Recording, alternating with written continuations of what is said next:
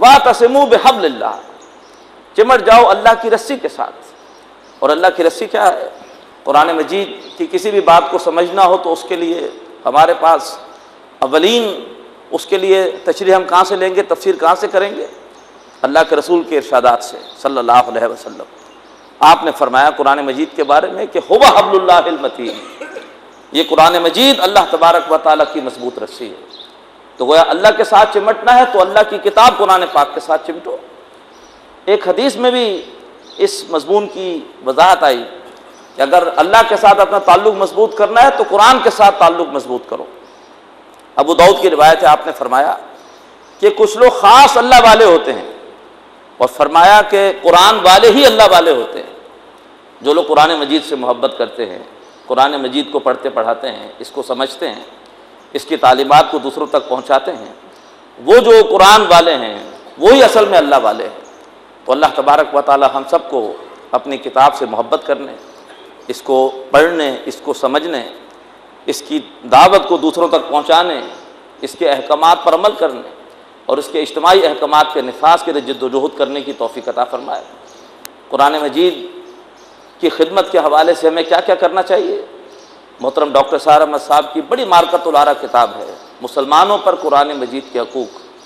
ہمیں سے جن ساتھیوں نے اس کا مطالعہ نہیں کیا انہیں ضرور کرنا چاہیے۔ قرآن مجید کے حقوق ادا کریں گے اور جتنا اس میں آگے بڑھیں گے اتنی ہی انشاءاللہ ہمیں اللہ سبحانہ و تعالیٰ کی قربت حاصل ہوگی۔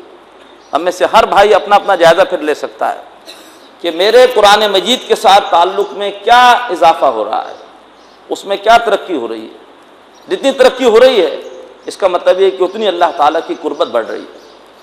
تو یہ تو ہے قرآن مجید کی عظمت کہ قرآن مجید اللہ تبارک و تعالیٰ کی عظمت کے حوالے سے وہی تاثیر رکھتا ہے جو تاثیر کہ اللہ تبارک و تعالیٰ کی ذات کی تجلی کی ہے۔ اقبال اسی حقیقت کو جو سورہ حشر کی آیت کس میں بیان ہوئی ہے کس طرح سے بیان کرتا ہے۔ اقبال کہتا ہے فاش گویم آنچ درد المزمر است، صاف صاف بتا دوں وہ بات جو میرے دل میں چھپی ہوئی ہے۔ یہ کتاب نیس چیزیں دیگر است، قرآن مجید کوئی عام کتاب نہیں ہے، یہ کوئی اور شے ہے۔ یہ کتاب نیس چیزیں دیگر است، مثل حق پنہا و ہم پیداست تو، زندہ و پائندہ و گویاست تو۔ مثل حق بالکل اللہ کی طرح، جس طرح سے اللہ تعالیٰ الظاہر بھی ہے الباطن بھی ہے۔ مثل حق پنہا و ہم پیداست تو، یہ کتاب اس کی برکات ظاہر بھی ہیں اور اس کی بہت سی برکات ایسی ہیں جو پوشیدہ بھی ہیں، ہم اس کتاب کی گہرائیوں تک نہیں پہنچ سکتے۔ اور زندہ و پائندہ و گویاست تو، یہ کتاب زندہ ہے، زندہ جاوید ہے اور کلام کرتی ہے اسی طرح سے جیسے کہ کوئی زندہ شے کو کلام کرتی ہے۔ عام کتابوں کی طرح کوئی کتاب نہیں ہے، بلکہ یہ کہ کتاب زندہ ہے اور قیامت تک زندہ رہے گی۔ قیامت تک اس کی حفاظت کا ذمہ اللہ تبارک و تعالیٰ نے لے رکھا ہے۔ یہ کتاب ہم سے کلام کرتی ہے، ہمیں ہمارے مسائل کا حل دیتی ہے۔ اللہ نے اس کتاب میں تدبر کی توفیق عطا فرمائے۔